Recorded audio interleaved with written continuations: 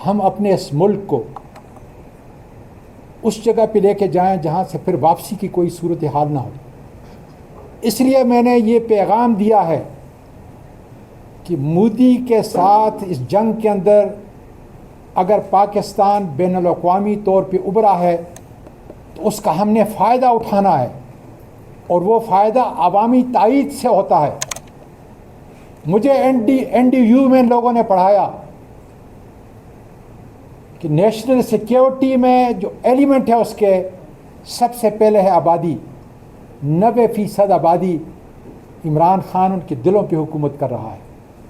दूसरी बात है मईशत। जब तक मुल्क के अंदर सियासी इस्तेकाम नहीं होगा हमारी मईशत नहीं ठीक हो सकती। इसलिए नेशनल सिक्योरिटी के मसाइल को हल करने के लिए ज़रूरी है कि इस खित्ते में उस लीडर को, अवामी ताहीद के लीडर को आज़ाद किया जाए, उसके साथ इंसाफ किया जाए, उसकी अहलिया के साथ इंसाफ किया जाए। डॉक्टर यास्मीन के साथ, एजाज चौधरी के साथ, जनाब चीमा साहब के साथ, उमर चीमा के साथ, महमूद रशीद के साथ। आज उमर अयूब अपोजिशन लीडर था। अगर अपोजिशन को आप ख़त्म कर रहे हैं तो कौन सी जमहूरियत है?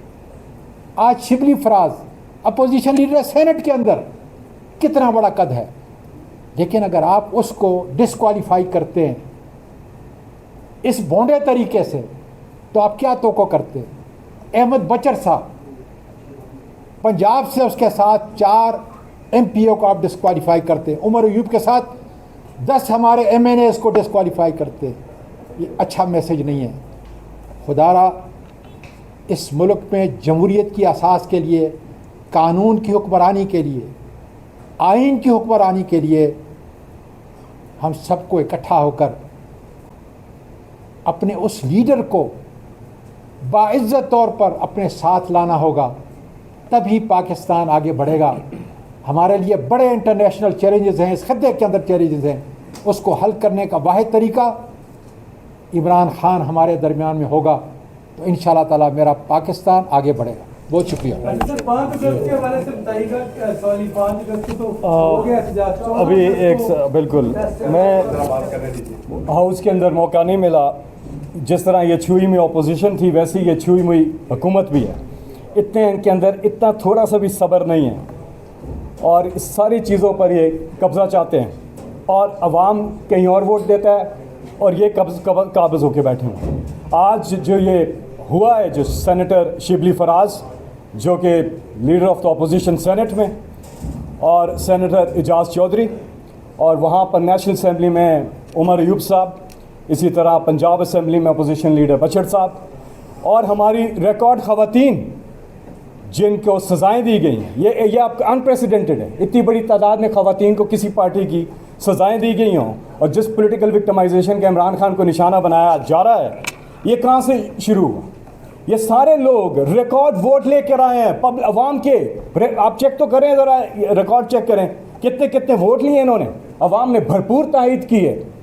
और स्टार्ट कैसे हुआ? पहले तो एक चलती बलती उभरती हुई इकॉनमी जो है उसके बावजूद इमरान खान को हुकूमत से हटाया गया। फिर रिकॉर्ड केसेस बनाए गए इमरान खान के ऊपर, डबल सेंचुरी, ये भी वर्ल्ड रिकॉर्ड है। एक आदमी को जिस तारीखी विक्टिमाइजेशन, पॉलिटिकल सियासी इंतकाम का निशाना बनाया गया, तारीख में किसी को नहीं बनाया गया जो इमरान खान को बनाया गया है। और उसके बाद ये सब कुछ करने के बावजूद पहले इन्होंने इलेक्शन जो है खैबर पख्तूनख्वा और पंजाब में नहीं करवाए, वो बहुत लंबे अरसे तक वहाँ पे, और फिर जो आम इंतखाबात थे उसको वक्त पे नहीं कराया, 90 दिन के अंदर कराने थे। उस फैसले पे अमल दरामद नहीं हुआ, सुप्रीम कोर्ट का फैसला आया नहीं हुआ। और जिस तरह से अली ज़फ़र साहब ने कहा कि यहाँ पर तो स्याही खुश्क नहीं और फैसले कर देते हैं, नायल कर देते हैं, उधर जो अदालत ने, सुप्रीम कोर्ट ने कहा उस पर अमल नहीं हुआ। फिर जाके इलेक्शन जब हुआ तो फिर क्या हुआ? रिकॉर्ड वोट पड़ा इमरान खान साहब को, बावजूद इसके इंतखाबी निशान छीन लिया। बला बंद, लीडर बंद, लीडरशिप बंद, कैंपेन बंद, इंटरनेट बंद, मोबाइल फ़ोन बंद, सब कुछ बंद, लेकिन कौम का जज्बा बुलंद। फिर भी उन्होंने इमरान खान को वोट दिया और ये पहला इलेक्शन था तारीख में। जिसमें ये नहीं देखा गया कि जो हमारा उम्मीदवार है वो वोटर को ढूंढे। ये पहला इलेक्शन जिसमें वोटर ने उम्मीदवार को ढूंढा कि किस पे इमरान खान ने हाथ रखा है, रिकॉर्ड वोट लिए। उसके बाद फिर क्या हुआ, 180 सीटें जीती, 2/3 मेजॉरिटी, लेकिन फिर आगे रद्दोबदल कर दिए नताज, फॉर्म 47 और सारा कुछ। फिर क्या हुआ, रिजर्व सीट्स जो जायज़ बनती थी वो भी ले ली। और फिर आगे चलते हैं, आप देखते हैं कि बढ़ता क्या सिलसिला। और आज न्यायालयों और ये सज़ाएं, ना हक सज़ाओं का सिलसिला ना रुकने वाला चल रहा है। बेगुनाह लोग हैं और इस सारे में निशाना इमरान खान है, बाकी तो बहाना है। निशाना इमरान खान है, उनकी फैमिली को, जिनका सियासत से कोई ताल्लुक़ नहीं है, उनकी अहलिया बुशरा बीबी, उनकी बहनें जब वो जाती हैं मिलने के लिए, वहाँ पे मुलाकात नहीं कराई जाती। और वो गर्मी में इतनी उसे बाहर बैठी थी। नेशनल हीरो है पाकिस्तान के Imran Khan, living legend, national icon, जिसने हमेशा हर मैदान में पाकिस्तान के परचम को सर बुलंद किया। उनके साथ ये सलूक कि मैं यहाँ पे बात करूँगा कि इमरान खान को इस वक्त 9 महीने हो गए हैं डॉक्टर्स को एक्सेस नहीं दे रहे, मेडिकल चेकअप की उनको ज़रूरत है। इमरान खान के जो ज़ाती मौलज हैं उन तक रसाई 8 से 9 माह हो गए हैं, उनको वो रसाई नहीं मिलती और Khan needs medical checkup immediately. तो यहाँ से हम डिमांड करते हैं, साथियों ने डिटेल में कानूनी निकात भी उठाए हैं, लेकिन इंशाल्लाह ये आवाज़ हम उठाते रहेंगे अपने साथियों के लिए। एक बार फिर हम इजहार यकजहती भी करते हैं और भरपूर आवाज़ उठाएंगे। ये जो नाहक सज़ाएँ हो रही हैं, हमारे सेनेटर शिबली फराज इस हाउस की अगर बात करूँ और एजाज चौधरी साहब की, शुक्रिया, बहुत शुक्रिया। पिछले हफ्ते इंसाफ और कानून को टोकरी में फेंकते हुए अदालतों के ज़रिए हमारे पार्लियामेंट्री लीडर्स जो हैं, जिसमें हमारे नेशनल असम्बली के पार्लियामेंट्री जो लीडर ऑफ द अपोजिशन हैं, जो हमारे सेनेट के लीडर ऑफ द अपोजिशन हैं, जो हमारे पंजाब असम्बली के लीडर ऑफ द अपोजिशन हैं, जो हमारे पार्लियामेंट्री लीडर्स हैं और दूसरे MNAs हैं, उनको उनके ऊपर सज़ाओं की बारिश कर दी गई। वो केस बेबुनियाद और झूठे केस हैं। उन केसों में क्या कहा गया है, ये नहीं कहा गया कि हमारे कोई भी पार्लियामेंटेरियन हिस्सा ले रहे थे किसी किस्म की तोड़ फोड़ में। ये कहा गया है कि वह कमरे में बैठे थे और उन्होंने साजिश की कि जाके तोड़ फोड़ की जाए 9 मई को।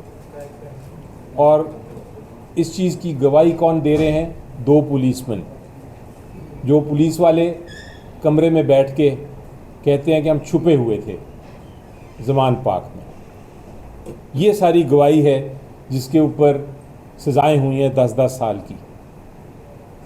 और उसके बाद ये तो चलें, एक सज़ाएं हुई, हम इंशाल्लाह अदालतों में अपील करेंगे, झूठी सज़ाएं ख़त्म हो जाएंगी।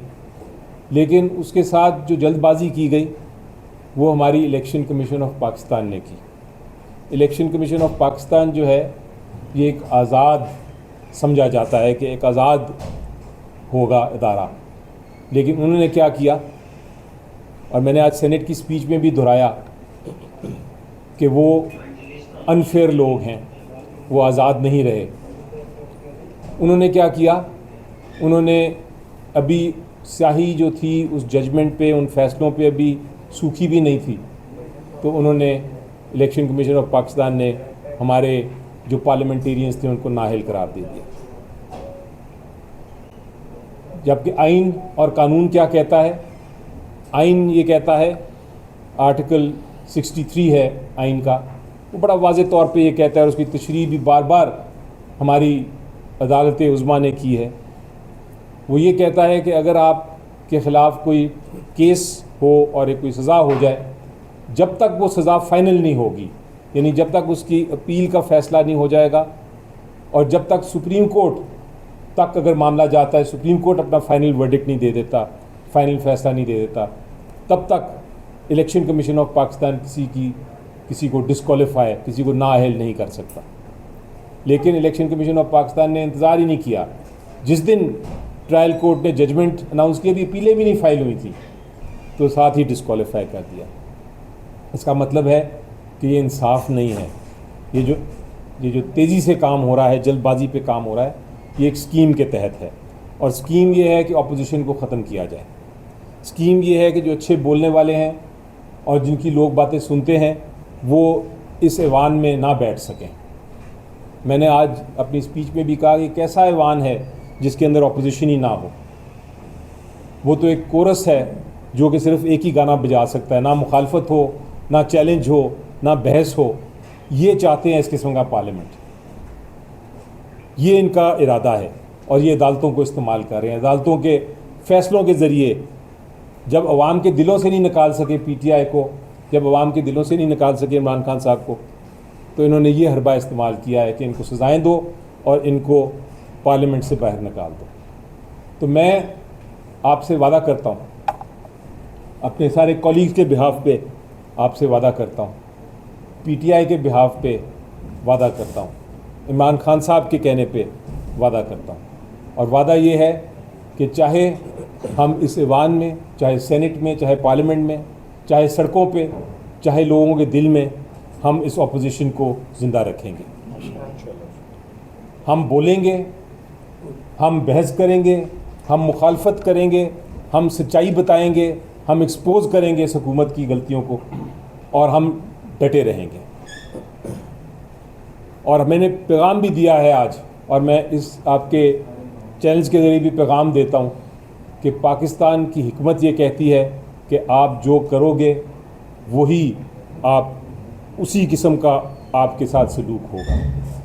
जो आप बोगे, जो आप फसल लगाओगे, जो आप बीज बोगे, वही फसल आपके आएगी आपके सामने। सो मेरा पैगाम ये है कि इंशाल्लाह हम डटे रहेंगे। आप हमारी आवाज़ को बंद नहीं कर सकते, हमें डी नोटिफाई कर सकते हैं, आप हमें नाअहल कर सकते हैं, लेकिन जो आवाम की आवाज़ है उसको ख़त्म नहीं कर सकते। तो इंशाल्लाह हम डटे रहेंगे, हम ये सारी मुश्किलात को सामना करेंगे, और हम उसी तरह सामना करेंगे जिस तरह इमरान खान साहब ने 2 साल से जितनी ये गलत और झूठे मुकदमे हैं उनके साथ मुकाबला किया है। जिस तरह वो हक और सच की आवाज़ के साथ खड़े हैं, हम भी इंशाल्लाह